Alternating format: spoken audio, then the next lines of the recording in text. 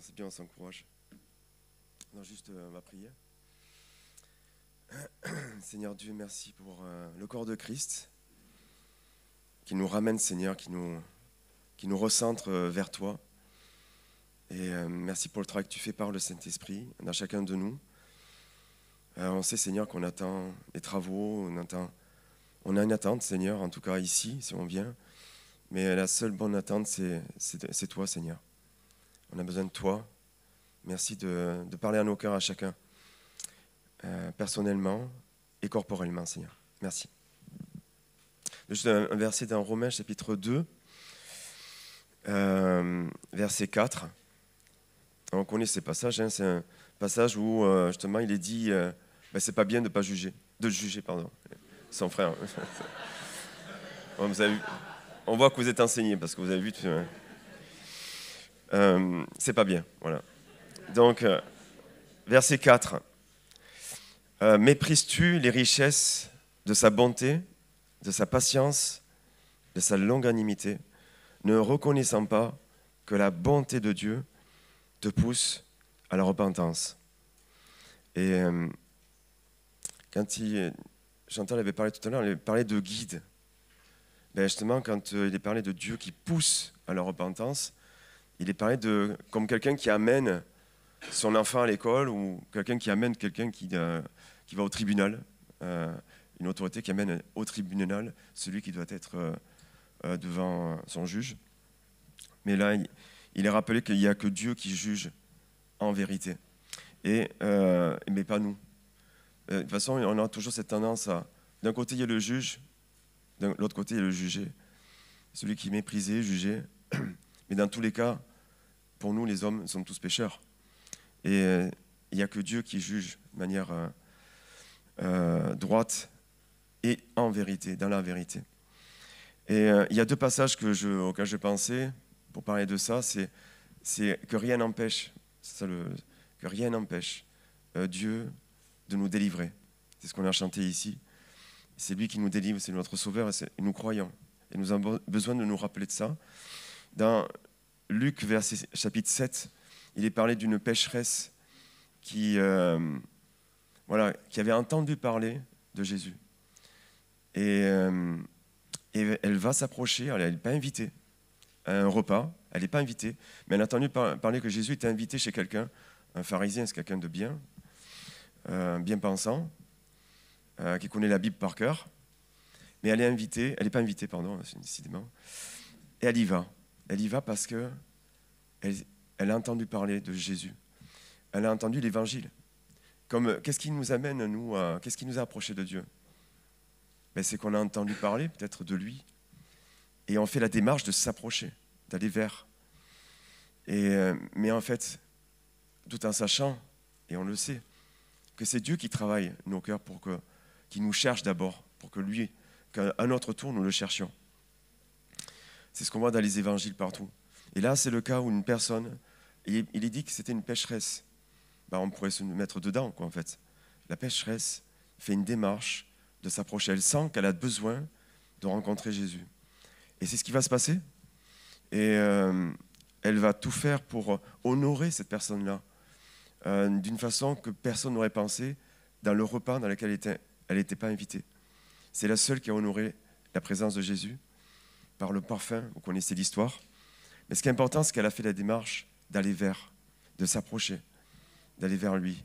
Et c'est ça qui va changer sa vie. Il lui a dit, tes péchés sont pardonnés, va en paix, vas-y. Tu es libre, va en paix. Et le pharisien qui était l'hôte, celui qui était le propriétaire, qui faisait le banquet, la petite fête, en tout cas, lui, il n'avait pas compris ça. C'est cette petite voix là aussi qui dit, qui c'est cette espèce de femme qui s'approche, cette espèce. On aura toujours cette petite voix qui va nous dire, mais qu'est-ce que tu fais là ? Qui tu es toi pour t'approcher comme ça ? T'es souillé, t'es un pécheur, tu mérites pas.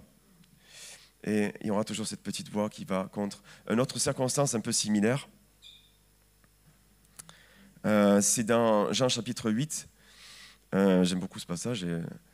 Et ce passage, c'est l'inverse. Il s'agit d'une femme aussi qui est même surprise dans son péché, qui est vraiment coincée, parce que là, c'est pas caché, c'est découvert. Ça, c'est la pire des choses. Et là, les circonstances font que cette personne, cette femme, ne fait pas la démarche elle-même, mais c'est les circonstances qui font que, découverte, elle va être amenée à Jésus. Et des fois, dans notre vie, c'est pareil. On cherche quelque part à assouvir nos besoins par nos propres moyens, par nos propres convoitises, nos envies, suivant nos vies, chacun. Mais des fois, Dieu va permettre des circonstances qui font qu'on va être coincé. On va être obligé d'aller vers lui. Ça peut être humiliant, et là, c'est le cas pour cette femme, qui est sûrement une croyante, qui est humiliée devant tout le monde, qui est amenée là comme ça et qui est jetée devant Jésus. C'est pas une invitation, ça. Là, c'est guidé, mais vraiment méchamment.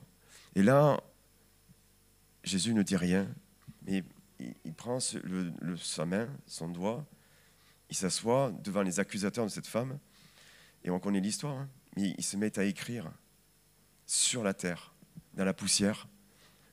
Il fait penser que c'est ce Dieu-là qui a écrit la Torah, qui a commencé la Bible, il y a 2000, 3000, plus de 3000 ans.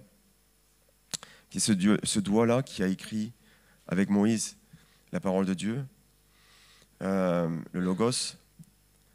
C'est ce doigt-là qui a aussi, on voit ça dans Daniel 5, qui a écrit en jugement envers ce roi Belshazzar qui offensait Dieu. Mais là, qu'est-ce qu'il écrivait ? Il écrivait face à ces consciences qui nous empêchent de venir à Dieu. Cette conscience que nous avons là, c'est nos pensées. Alors, il s'agit des pharisiens ici qui accusent, mais des fois c'est notre pensée aussi. C'est la façon dont on a de penser. Notre propre fond, notre nature va encore s'opposer à cette petite voix qui est au fond de dire mais tu mérites rien, tu as échoué, c'est pas la peine de venir, mais c'est toi le coupable. Dans cette voix-là, c'est la même un petit peu que l'autre, moins douce parce que celle-là est violente, elle veut la mort. Et cette voix-là, je transpose des pharisiens à nous, naturellement, cette conscience peut s'opposer à l'œuvre de Dieu pour nous délivrer. Mais est-ce que ça empêchera Jésus d'aller jusqu'au bout ? Non. Il dit, mais qui est sans péché ? Donc, une parole, et il se remet à écrire aussi. Il est la parole de Dieu. Et qu'est-ce qu'elle nous enseigne, la parole ? Simplement, de ne pas écouter cette voix qui est intérieure, notre propre voix des fois. Quand on a échoué ou quand on est dans une circonstance de faiblesse ou autre, on n'est plus avec Dieu. Mais en fait, Jésus, lui, il veut toujours nous délivrer. Et c'est pas parce que les circonstances font qu'on est coincé que ça paraît impossible que ça va empêcher Jésus d'aller plus loin. Sa parole est suffisante. Et il est allé jusqu'au bout. Parce que cette parole incarnée s'est donnée à la croix. Et nous, maintenant, qu'est-ce qu'on peut faire ? On a mieux que ces femmes-là. On a mieux. On a le trône de la grâce. Et nous pouvons nous approcher librement de ce trône. On a toute liberté. Hébreux 4. Hébreux 4, verset, je vais le lire. Hop. Pour finir. Hébreux 4. Approchons-nous donc avec assurance du trône de la grâce, afin d'obtenir miséricorde et de trouver grâce pour être secourus dans nos besoins. Et nous avons besoin d'être secourus. Et là, pour moi, je fais le parallèle aussi avec ce passage de Romains, chapitre 2. Il n'y a rien qui empêche la bonté de Dieu de nous restaurer. On le voit dans Jean 8 avec la femme adultère. La démarche, c'est que Jésus montrait qu'il y a une autre voie que la condamnation, il y a une autre voie que la religiosité, il y a une autre voie que ma mauvaise conscience. C'est la voie de la grâce, le trône de la grâce. Il est accessible pour nous, en tout cas, chrétiens. Nous avons toute liberté pour ça. Ou alors, si on se positionne en juge, qu'on oublie ce trône de grâce, est-ce qu'on est en danger de mépriser toutes les richesses de la bonté de Dieu? Ces richesses, c'est plein, sa bonté. C'est parfait. Sa patience, unique, qui endure tout, qui patiente pour qu'on se repente. La longanimité, c'est cette patience vis-à-vis de nous, du prochain.